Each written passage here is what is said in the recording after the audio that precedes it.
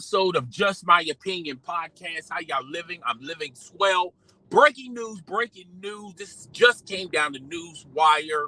Several outlets as well as journalists have written an article, and there's been tons and tons of videos about this, what I'm about to say, and that is Phil Jackson is also going to be helping the Lakers organization find their next successor when it comes to their next head coach. Okay, a lot of sources are reporting this. This is not something that's in fiction land. This has been actually proven, and we're about to chop it up and get busy with this. Now, for those who've been living under a rock, allow your boy to explain. Phil Jackson, I feel like if you run a quick bio on Phil Jackson, I think people would more relate to Phil Jackson in the 90s with the Chicago Bulls. They went back to back, not once, but twice. It does help when you have the greatest player on the planet, and his name still rings bells when you, even in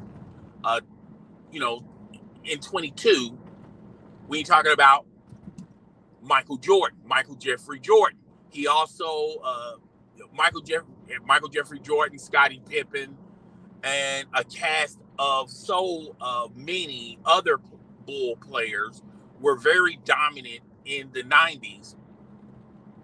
If I could be like Mike, that sort of jazz. Also, he had a brief success run with Kobe and Shaq. He won multiple titles, being the head coach of the Los Angeles Lakers. He won titles there as well. Didn't win as many as a lot of people thought he could have with that tandem, Kobe and Shaq. But we all know that Kobe and Shaq had a little beef going on. They had issues coexisting with one another. And he also has been the head coach.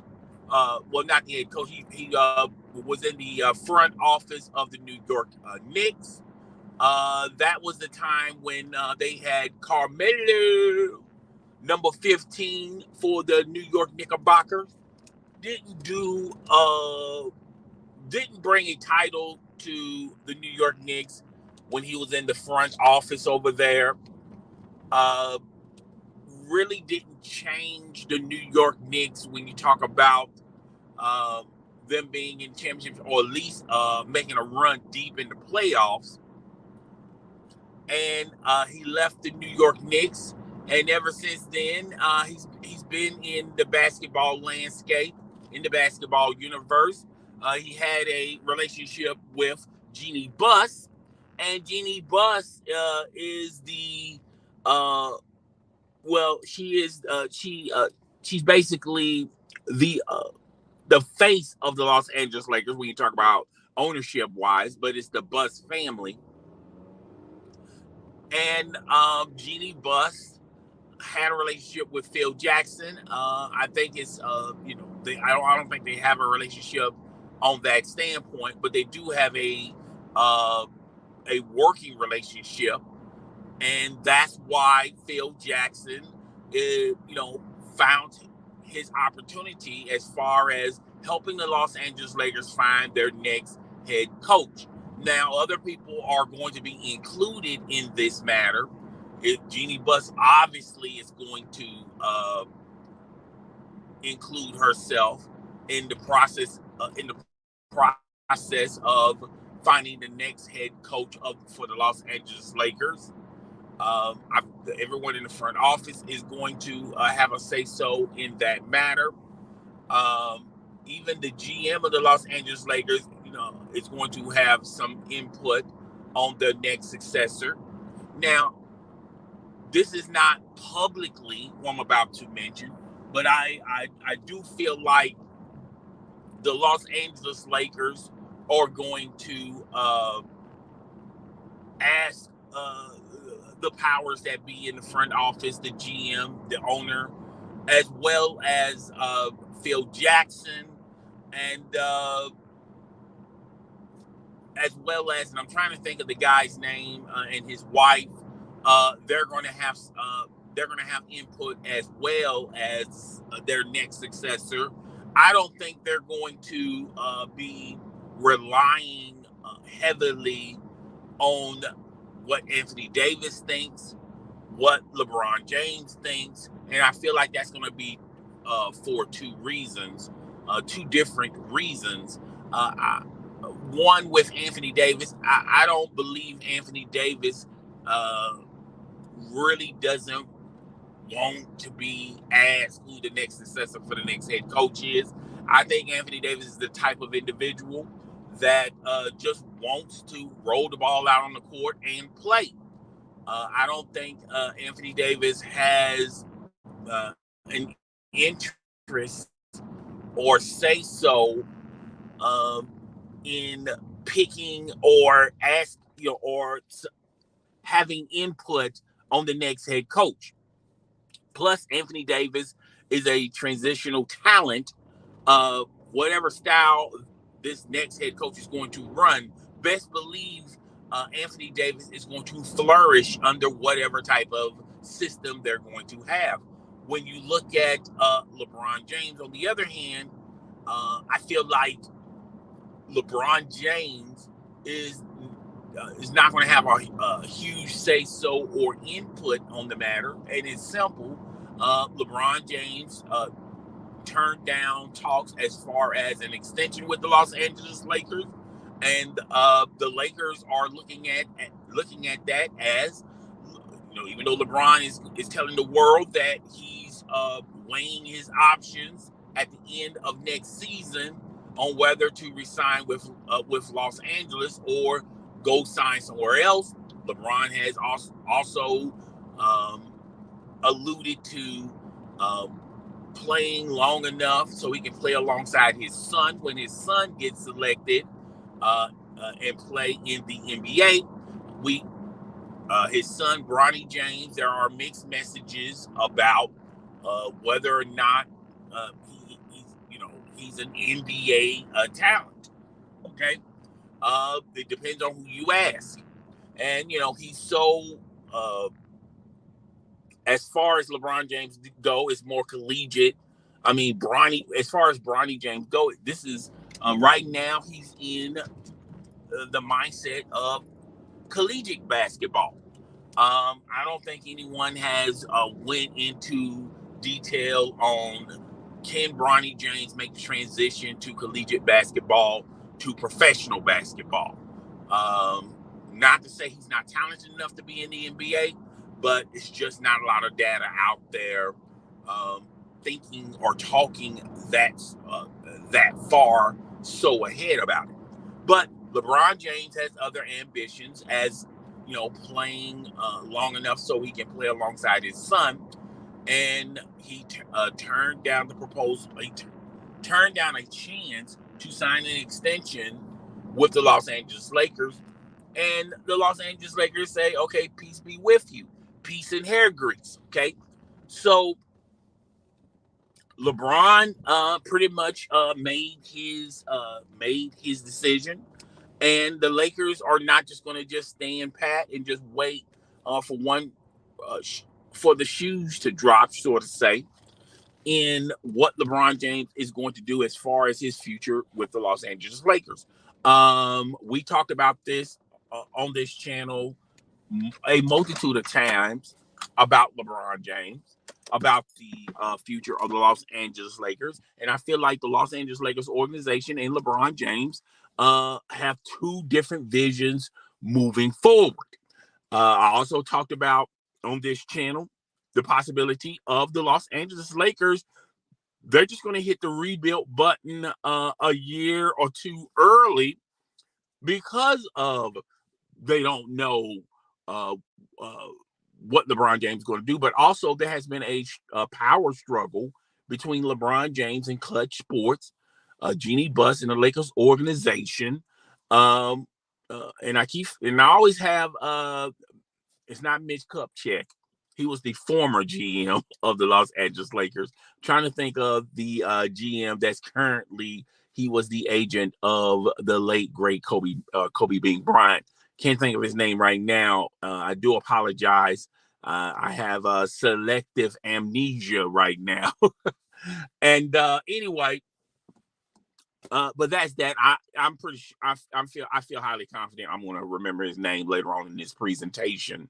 But if you do the math and follow the breadcrumbs, the Lakers have been making several little steps on what they're going to do moving forward with the when it comes to the future of the Los Angeles Lakers. And if you've been paying attention, they're taking baby steps. They're really slow steps, but they're thinking long term. They're not thinking of any of a.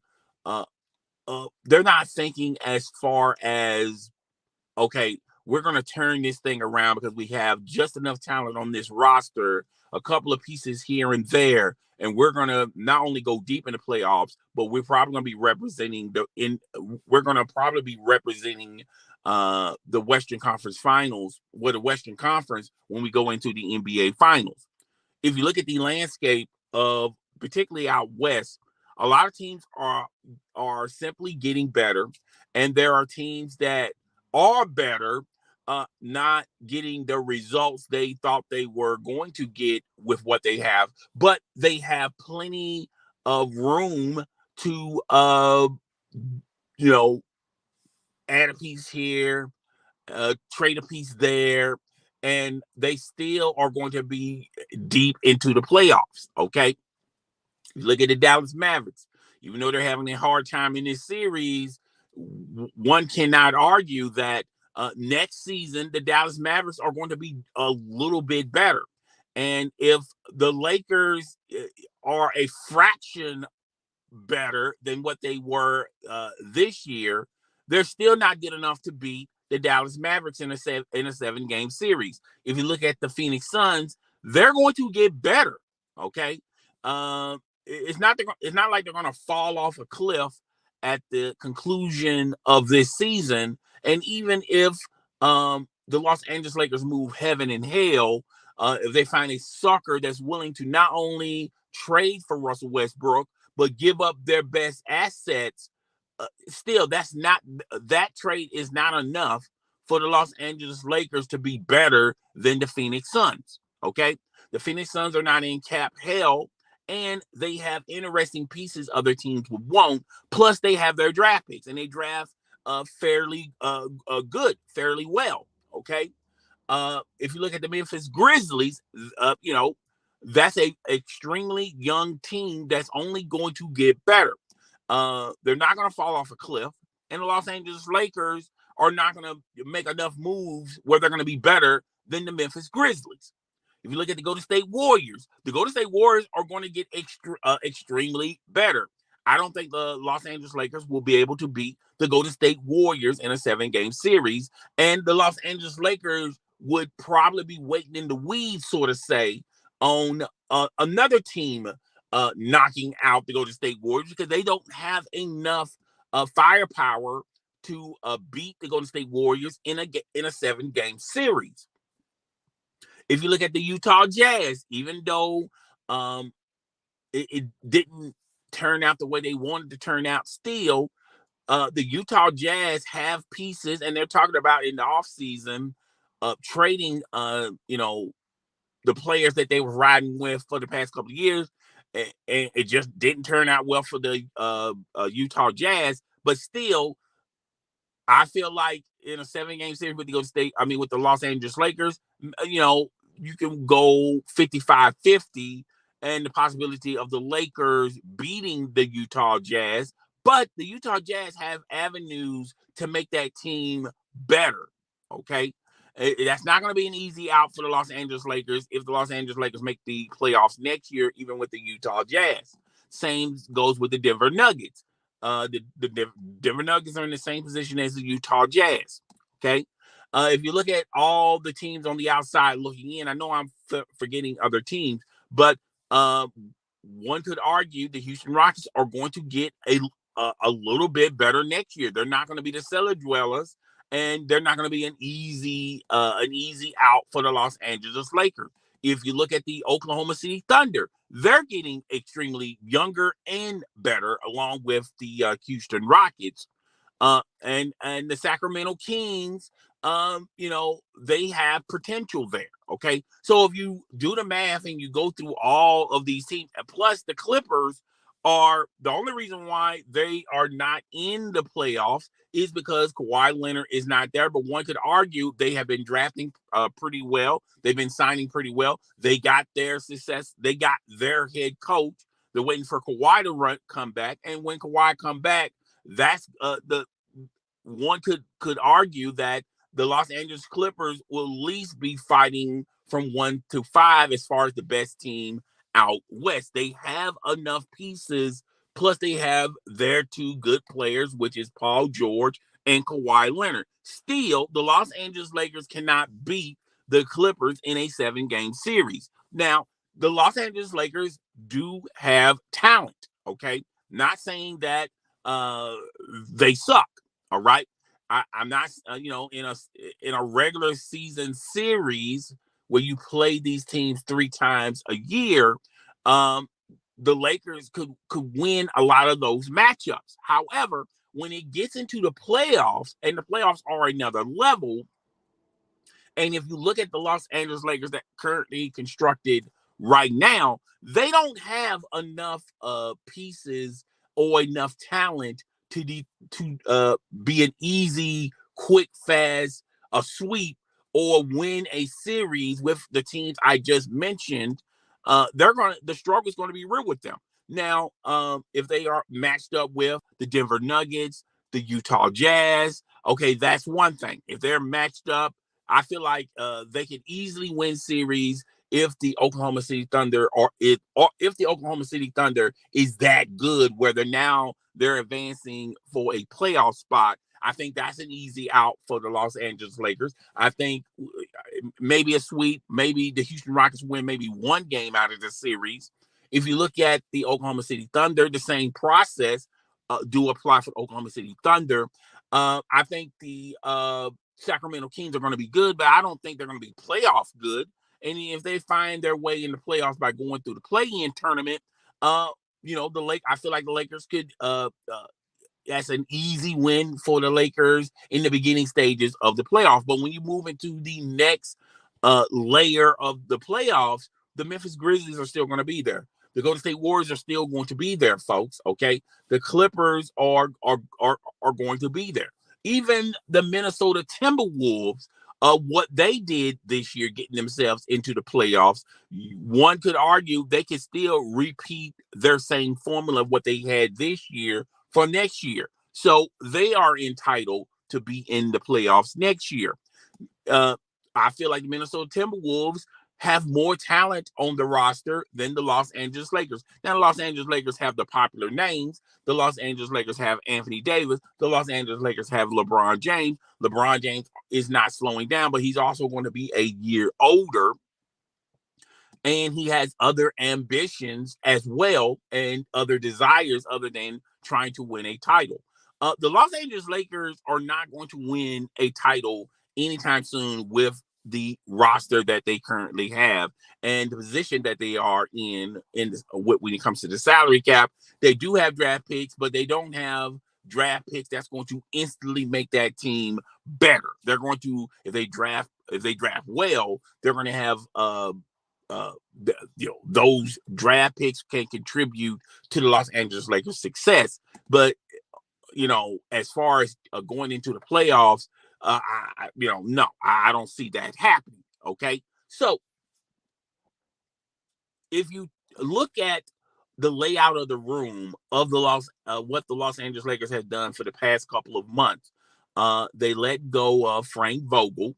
I don't think Frank Vogel is the number one reason why the Lakers didn't make the playoffs. I do feel like he should take blame in why the Lakers did not make the playoffs. Okay, if you want to utilize that theory, but he does deserve some blame. And and also in the past couple of months, Russell Westbrook has scrubbed the Los Angeles Lakers on his social media apps such as Instagram and Twitter and things of that nature.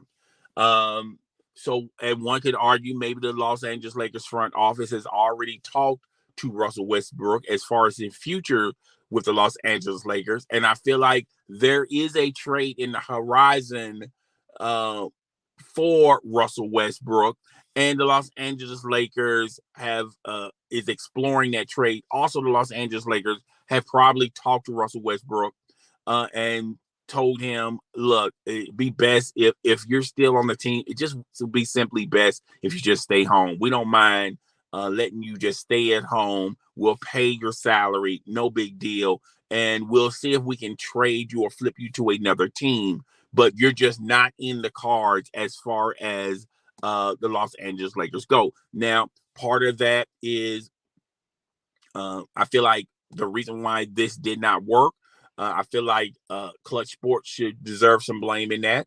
LeBron James, who was campaigning and champagning for the move of Russell Westbrook, deserves some blame for that. Even Anthony Davis co-signed that move. He deserves some blame for that.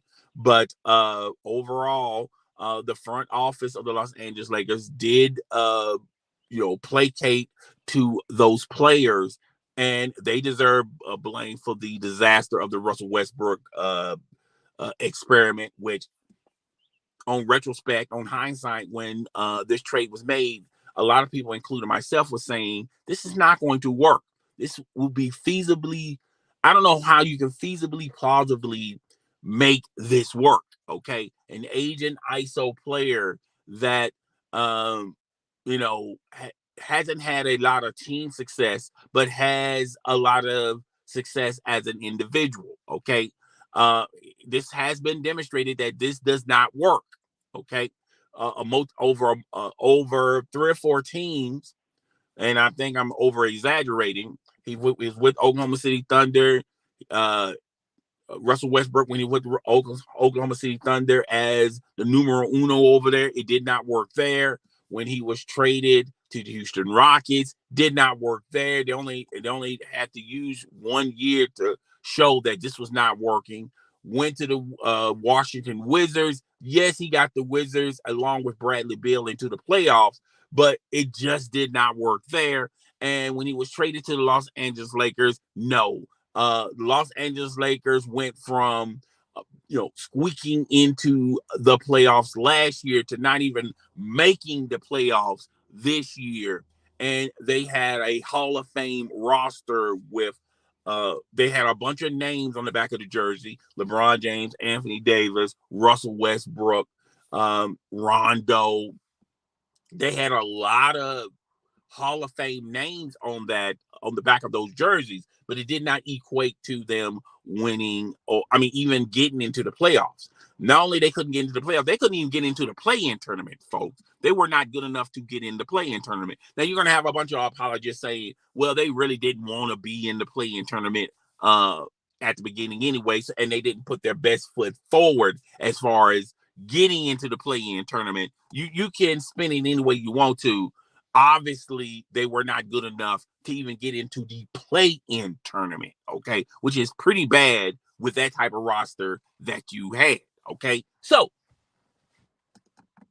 if you look at the recent things surrounding the Los Angeles Lakers, the recent news and decisions that they have made, and if you follow the breadcrumbs, I've told you guys this months before this actually happened. I think Jeanie Buss, the front office of the Los Angeles Lakers, the GM of the Los Angeles Lakers, have all decided that just because making LeBron James happy really isn't the best interest for the Los Angeles Lakers. And why go through trying to placate to LeBron James and placate through Clutch Sports when they're not making a commitment to us as far as signing an extension? LeBron James is weighing his options, and if you look at the pattern of LeBron James sort of, he stays on a team, but he stays through a team through the first contract, and he just simply moves on. He signed, and if you also heard, LeBron James is willing to sign less next season. Now, a lot of people are going to say, well, he could go back to the Lakers and just sign a 1-year contract for the veteran minimum and still be a member of the Los Angeles Lakers. Yeah, that could still be on the table. But I feel like I just feel like this relationship between LeBron Clutch Sports, Jeanie Buss, and the Lakers front office, I feel like this is a very toxic relationship. And I feel like it doesn't reach its boiling point. And I just feel like both parties are just wanting to move on. They have two different methods on how to move on. And I talked to you guys on several live streams, and I've been pretty much the only one bringing this topic up of the future of the Los Angeles Lakers. I feel like the Los Angeles Lakers are starting over. They're going to start off a year early. They're going to take the same formula as a Sam Presti with the Oklahoma City Thunder. They're going to take the same formula of the Houston Rockets once they traded James Harden, got him up out of there. We sort of kind of got him his own self up out of there when he refuses to work out, started to go to more strip clubs, just being an inconvenience for the Houston Rockets. And the Houston Rockets had no choice but to trade him to the Brooklyn Nets. Okay. And if you look at that trade, it seemed like the Houston Rockets got the better deal of that trade. Yeah, they traded a superstar to the Brooklyn Nets, but they also traded a super massive headache to the Brooklyn Nets. And now the Brooklyn Nets are going, we let go of all our draft picks and the players that we already had on this roster for one James Harden, and it pretty much equated to nothing. Plus, James Harden deteriorated.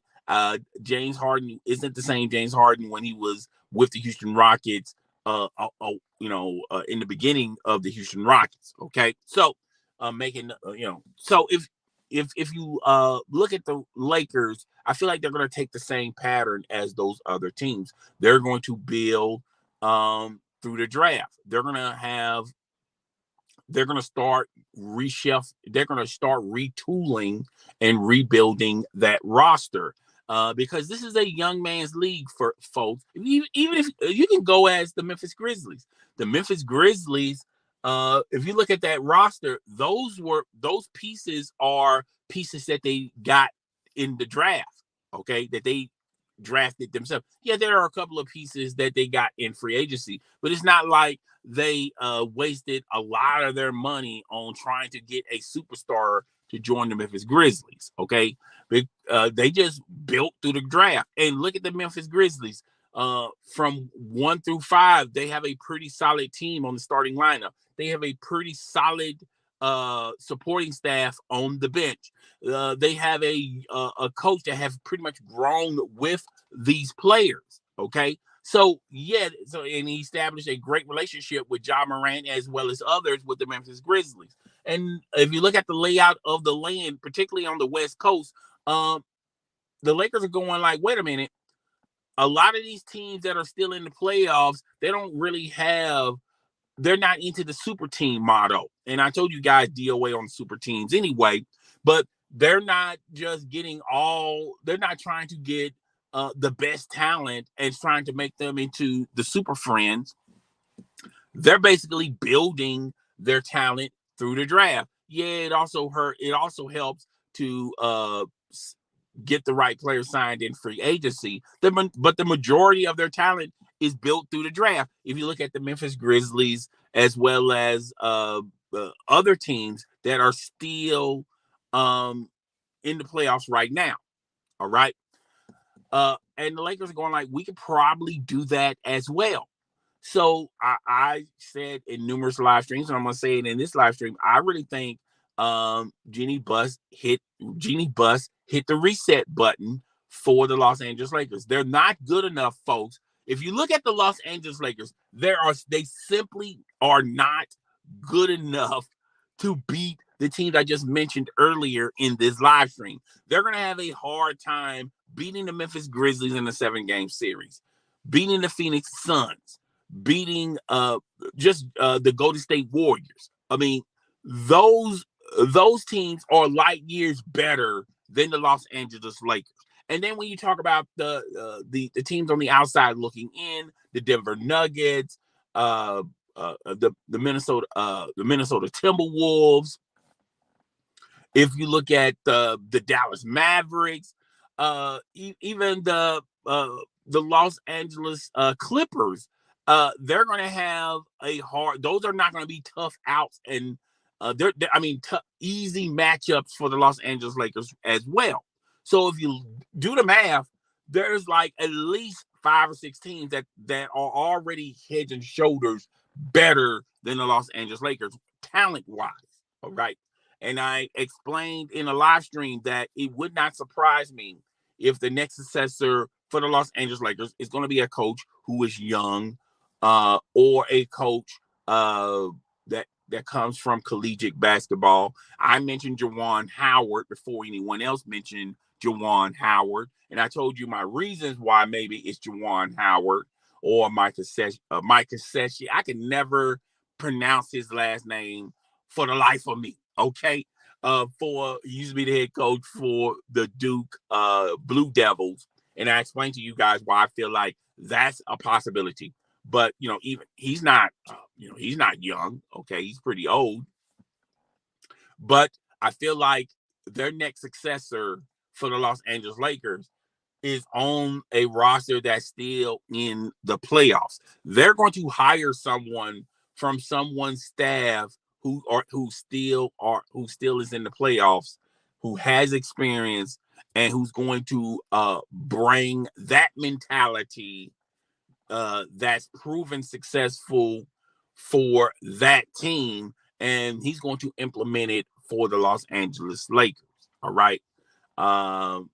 And I feel like Jeanie Buss and them have pretty much moved on from LeBron James, placating to LeBron James. I also think that they have moved on from player empowerment. If you look at the layout of the land, there's not a lot of teams out there that's still utilizing that player empowerment, other than the Brooklyn Nets and the Brooklyn Nets in the Los Angeles Lakers, where they're allowing players to run their organizations. You can say run, and in some cases they have ruined their organization.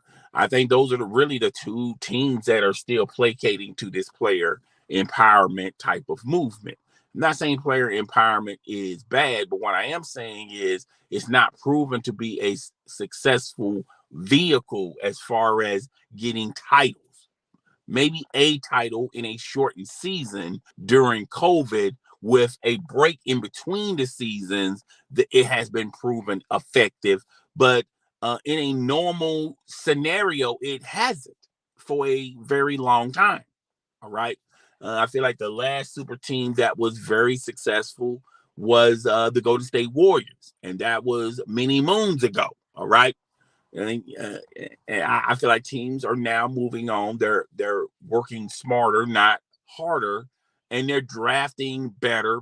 They're keeping their assets, and they're building their talent base. Okay, and at one point in time, the Lakers had talent on that roster with Magic Johnson, with Alonzo Ball, Brandon Ingram, even though Josh Hart. I know a lot of people are down on these players, but in retrospect, look at the landscape. A lot of those players were in the playoffs. A lot of those players are still in the playoffs. Okay, you can't say these players were bad, and then at the same time open your mouth and say LeBron James is the best facilitator. Okay, if he's the best facilitator, if you can put LeBron James on any roster, in any system, and they're going to flourish, you can't have that theory. But when LeBron James went to La La Land, That first year, by the way, he was injured. He had a growing injury, and just say, he's this great facilitator, this, that, and the third, and you get rid of that roster. You trade 75% of that roster for Anthony Davis. That, yeah, y'all won a title, but y'all just didn't win the title just because you had Anthony Davis and LeBron James. And a lot of teams could equate this to their success. Even if the Los Angeles Lakers did not win that title, let's just say hypothetically some other team won the title, you can't say without a shadow of a doubt they won it because of their talent. They won it because of what they had to help them where they benefited from winning that title. A shortened season, break in between season, playing in the bubble, finishing season in the bubble, playing the playoffs in the bubble, and playing the NBA Finals in the bubble. So any other team, they would have won the title as well. They just solely did not win it because they had the best system, they had the best head coach, they had the best players. No, they won it because of those circumstances. Now, like I said, all championships are not created equal, but I do respect all championships. Even though y'all want to call it a bubble-licious championship, it's still a championship at the end of the day, okay? So, that's what's going on. They're adding the input of Phil Jackson. I feel like the next successor, the next head coach, the next coach for the Los Angeles Lakers, it's going to be someone that comes from one of these programs that are currently still in the playoffs. It's going to be a young, they're not going to give the reins to an experiment. They're going to give it to someone who's been in the league coaching, has built their way into an assistant coach or a coach on the bench, and the Los Angeles Lakers are going to choose from one of these coaches' camps that are currently in the playoffs, and they're going to allow that coach to build that same structure to the Los Angeles Lakers. They're going to also allow that head coach his own team as well. And like I said in numerous live streams, and I'm saying it again, I feel like the Los Angeles Lakers, Jeanie Buss, is going to hit the reset button a year too early. And they're going to make a lot of money, get some wins off of LeBron James. This is his swan song season. And they're just going to allow LeBron James to just walk away and just start someplace else. I feel like that's going to be great for Jeanie Buss, the Los Angeles Lakers organization, the GM, as well as LeBron James and Clutch Sports. I feel like that relationship has soured over the course of years. And I feel like both of them parties need a new, fresh start. So, yeah, that's all I got for today. Guys, tell me what you think. Rate, comment, subscribe. I will see you guys in the next live stream. Peace and hair grease.